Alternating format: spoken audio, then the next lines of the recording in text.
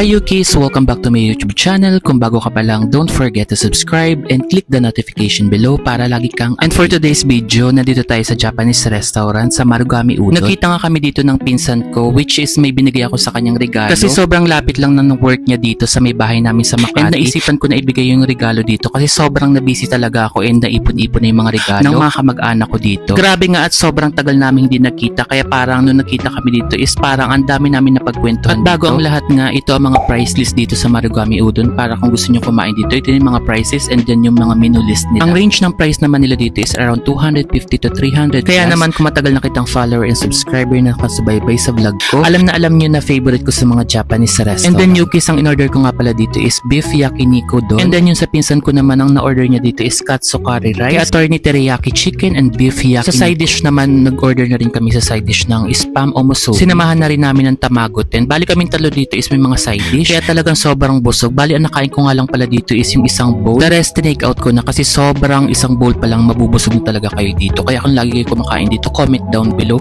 kung nakakabusog talaga and sobrang dami ng serving ng kada bowl. And dahil nga sobrang tagal namin hindi nagkita nito, talagang parang nung nagkita kami, sobrang dami namin napagkwentuhan dito. Like yung mga buhay-buhay, ng mga before and after. Tapos sobrang dami nang nagbago. Tapos siya nga is napansin ko is bago na yung motor niya. Na sobrang proud naman ako sa kanya kahit papano is nakaka-achieve siya ng mga bagay-bagay ng sa sarili. Kasi katulad ko, ako talaga is independent na ako. Simula nag-work na ako dito sa Maynila, galing ako ng province, is talaga nagpaka-independent na ako sa sarili ko hanggat maaari makatayo ako sa sarili kong paa, maka-achieve ako sa sarili kong paa. And then nakaka-proud kaya yun na sobrang independent ka na nakaya mo yung sa sarili mong tumayo sa sarili. And dahil nga sa tagal ng panahon, ininvitahan ko siya dito sa magiging bahay ko. Magkakaroon ako ng house blessing. Kinukompleto ko lang yung mga gamit dito sa magiging bahay ko. Kaya nga ininvitahan ko siya na pumunta siya sa house blessing ko and doon na rin siya matulog para masaya talaga. Kasi ito yung mga pinsan ko na ito, lalong-lalo mga nasa Oriental Mindoro, is sobrang ka-close ko to. Kasi simula bata hanggang sa paglaki namin is doon kami nag-aaral sa Mindoro and talagang sila lagi napapagkwentuhan ko. Kaya parang sobrang close na close kaming tatlo. Lalong-lalo na to si Taba kasi siya talaga yung parang partner in crime ko. Lagi kami magkasama nito. Pag sinabi kong talon-talon, pag sinabi kong akyat-akyat, talagang ito si Taba is talagang yan talaga yung nakakasama kong kalaro lagi talaga. Tapos, pero sa lahat ng pinsan ko, sila talaga yung mga ka-close ko, yung mga nasa Oriental Mindoro. Kasi kami na talaga yung pagkalit sa, yung maliliit pa kami hanggang sa paglaki namin is sila na talaga yung nadat na namin doon and na lagi namin nakakakwentuhan. Na kaya kung sabihin na talagang iba talaga yung banding namin magpipinsan ng mga taga-Oriental Mindoro. At nung lumaki nga kami, ito nga si Taba is talagang, ito yung mga tipong tao na pwede kong share ng mga secret ko sa buhay. Like yung mga gusto kong sabihin, talaga nakakapag-open up talaga ako dito kay Taba. Kasi ewan ko iba yung feeling ko kasi parang talagang close na close kami si Taba and then si Taba kasi is proud na proud yan sa mga achievement ko. Napapansin ko is sobrang proud na proud talaga siya. Kaya parang magaan talaga ang loob ko kay Taba. Talagang siya yung mga tipong tao mapapagkwentuhan ko ng mga bagay-bagay na parang pang sekreto lang na nakakwento ko na rin sa kanya. Kaya naman kung may mga success ako na nagaganap and achievement sa buhay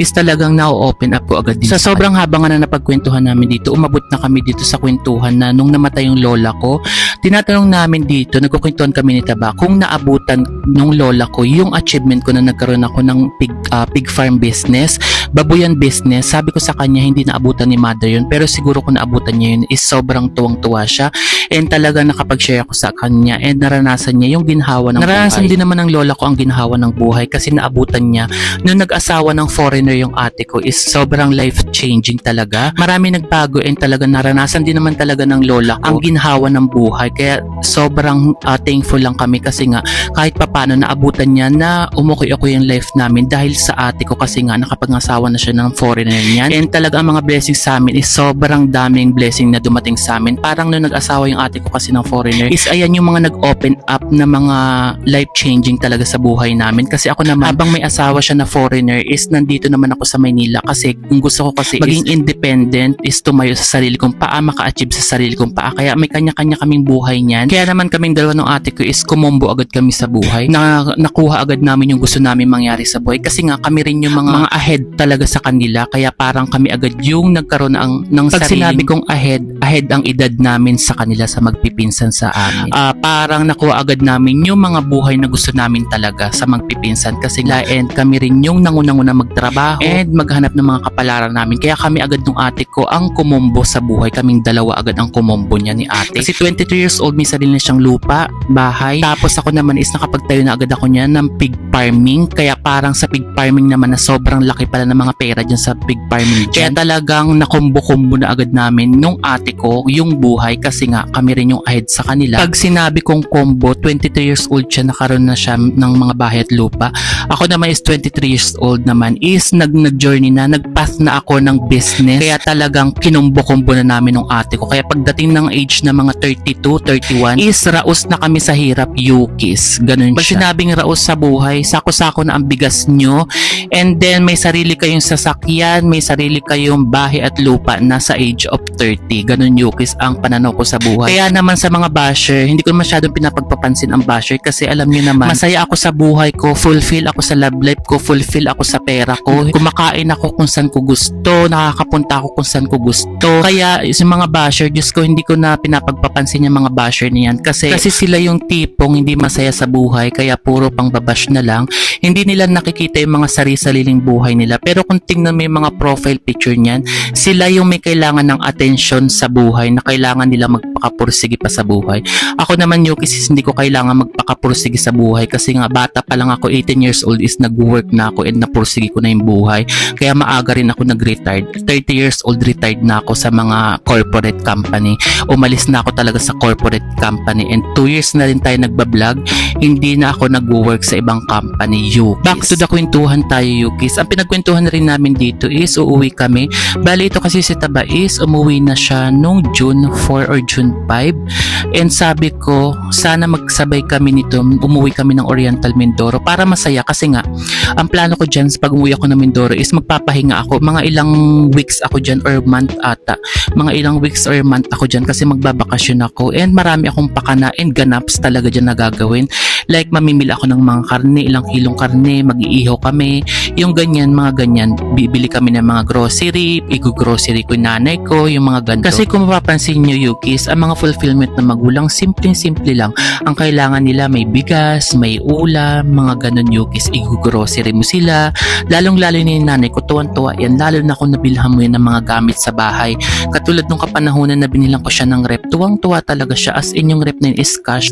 Binigay ko sa kanya yun kasi yung kapanahonan is sobrang dami ko talagang income sa babuyan. And talagang tuwang-tuwa siya na kahit na nasa probinsya nga kami is talagang tuwang-tuwa siya sa rep namin dun, Yukis. And napakaganda kasi may kuryente na sa probinsya namin. Ako nagpakabit niyan around amounting to 25,000. Kasi nga nung nagpakabit ako ng kuryente sa probinsya, mahirap kasi dun kasi magbubulsok pa dun ng mga parang poste. Kaya parang umabot kami ng 25,000. Pero happy na rin ako at least kahit papano may sarili kaming kuryente dun. Kasi pag nasa probinsya ka, lalong-lalo na sa Socorro, pag nandyan ka is talagang mahirap magpakabit ng kuryente. Bihira lang yung may mga kabit ng kuryente dyan, lalong-lalo na sa pag nasa kalooban kayo, yung bukid na bukid. Kasi yung probinsya kasi namin sa Oriental Mindoro sa Socorro is talagang bukid na bukid talaga siya, as in papasok ka pa sa mismong papasok pa yung amin. Kaya talagang ang hirap magpakabit ng kuryente dun, aabot ka talaga ng 25,000 kasi ikaw yung magpapakabit ng mga poste na bakal. Kaya nga sobrang laki nung sa kuryente dun, pero okay lang, at least kahit papano may sarili kaming kuryente dun. And yung bomba sa probinsya, alam niyo yung parang siso-siso na bomba, ginawa na rin namin kasing electric jetmatic yun, amounting 11,000. Kaya yung bomba namin doon sa probinsya is sobrang linis talaga ng tubig kasi naka-jetmatic na siya. Isasaksak lang siya sa kuryente and then panglinis din kasi yun ng mga babuyan. Back to Marugami Udo na tayo, Yukis. At ito nga, Yukis, haba-haba ng kwentuhan namin dito ng pinsan ko is sobrang tagal namin naubos yung isang bowl dito kasi nga sobrang daming kanin dito. Kaya talagang nagustuhan ko talaga ang mga Japanese restaurant kasi nga ang sasarap ng mga pagkain nila dito and talagang mabubusog ka talaga dito, Yukis. Tapos yung spam musubi dito namin is for sure i-take out na lang namin yun kasi nga hindi na rin namin naubos. At hanggang dito na lang, Yukis. Kaya nga kung bago ka pa lang, don't forget to subscribe and click the notification below. Comment down below kung tagasan ka para alam ko kung hanggang saan na umaabot ang vlog natin.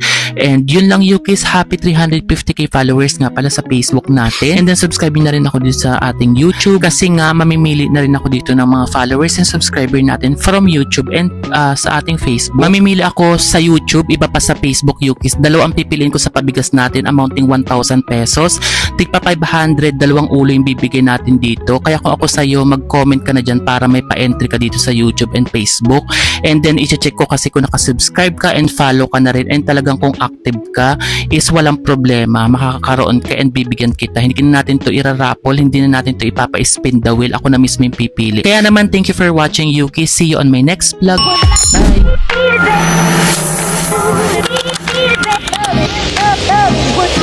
Bye!